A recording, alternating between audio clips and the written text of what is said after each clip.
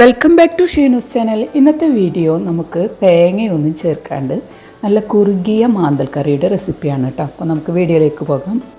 ഒരു കലം ഞാൻ സ്റ്റൗവിലേക്ക് വെച്ചിട്ടുണ്ട്. അതിലോട്ട് കുറച്ച് വെളിച്ചെണ്ണ ഒഴിച്ച് കൊടുക്കുന്നുണ്ട് കേട്ടോ. വെളിച്ചെണ്ണ ഒന്ന് ചൂടായി വന്നു കഴിഞ്ഞാൽ അതിലേക്ക് 1 ടേബിൾ സ്പൂൺ ഇഞ്ചി വെളുത്തുള്ളി പേസ്റ്റ് ചേർത്ത് കൊടുക്കാം. അതൊന്ന് വഴണ്ട് വന്നു കഴിഞ്ഞാൽ അതിലേക്ക് നമുക്ക് വേപ്പില ചേർത്ത് കൊടുക്കാം. ഇനി ഒരു 30 ചെറിയുള്ളി ചെറുതായി അരിഞ്ഞ് വെച്ചിട്ടുണ്ടായിരുന്നു കേട്ടോ, അതും കൂടെ ചേർത്ത് കൊടുക്കട്ടെ. ചെറിയുള്ളിയാണ് ഇതിന് ടേസ്റ്റ് നമുക്ക് കൂടുതലായി കിട്ടുന്നത്. അപ്പോൾ ചെറിയുള്ളി കൂടാതെ തന്നെ അതിലേക്ക് നമുക്ക് ഒരു മീഡിയം സൈസ് സവാള സ്ലൈസും കൂടെ ചേർത്ത് കൊടുക്കാം കേട്ടോ. ഇത് രണ്ടും കൂടെ നന്നായിട്ടൊന്ന് കുക്കായി വരാൻ വേണ്ടിയിട്ട് നമുക്കൊന്ന് മൂടി വെച്ചിട്ട് കുക്കാക്കി എടുക്കാം. ഇനി നമുക്കൊന്ന് നന്നായിട്ടൊന്ന് വഴറ്റിയെടുക്കാം. അല്പം ഉപ്പ് ചേർക്കാം കേട്ടോ. ഇനി അതിലോട്ട് ഒരു മീഡിയം സൈസ് നല്ല പഴുത്ത തക്കാളിയും ഒരു പച്ചമുളകും ചേർത്ത് കൊടുത്തിട്ടുണ്ട്. പച്ചമുളക് നിങ്ങളുടെ എരിവിനനുസരിച്ച് ചേർത്ത് കൊടുക്കാം കേട്ടോ. ഇനി നമുക്കിതൊന്ന് മൂടി വെച്ച് കൊടുക്കാം കേട്ടോ. നന്നായിട്ടൊന്ന് അതൊന്ന് വെന്തുടയട്ടെ.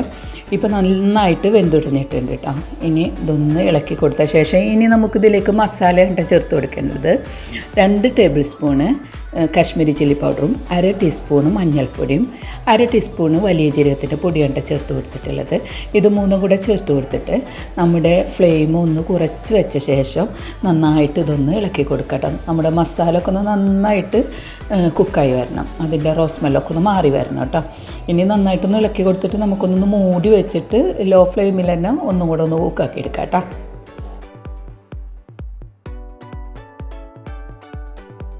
ഇനി നമുക്ക് മൂടി ഒന്ന് തുറന്നിട്ട് കുറച്ചും കൂടി ഒന്ന് ഇളക്കി കൊടുത്ത ശേഷം അതിലേക്ക് നമുക്ക് പുളിവെള്ളം ചേർത്ത് കൊടുക്കണം. ഒരു ചെറുനാരങ്ങ വലിപ്പത്തിലുള്ള പുളി ഞാൻ വെള്ളത്തിൽ സോക്ക് ചെയ്യാൻ വെച്ചിട്ടുണ്ടായിരുന്നു. അതിലേക്ക് 1 കപ്പ് വെള്ളം കൂടെ ഒഴിച്ച് കൊടുത്തിട്ട് അതും കൂടെ ഇതിലേക്ക് ഒഴിച്ച് കൊടുക്കാം കേട്ടോ.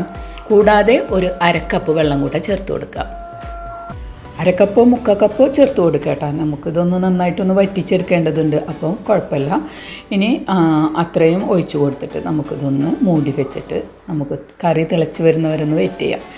കറി നന്നായി തിളച്ച് ഒന്ന് വറ്റി വന്നിട്ടുണ്ട് കേട്ടോ. അതിലേക്ക് നമ്മൾ ഒരു 1/2 കിലോ മാന്തൾ ക്ലീൻ ചെയ്തതും കൂടെ ചേർത്ത് കൊടുക്കുന്നുണ്ട് കേട്ടോ.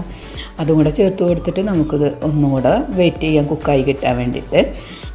പിന്നെ മാന്തലിന് അധികം കുക്കാവേണ്ട ആവശ്യമില്ല കേട്ടോ, പെട്ടെന്ന് തന്നെ കുക്കായി വരും.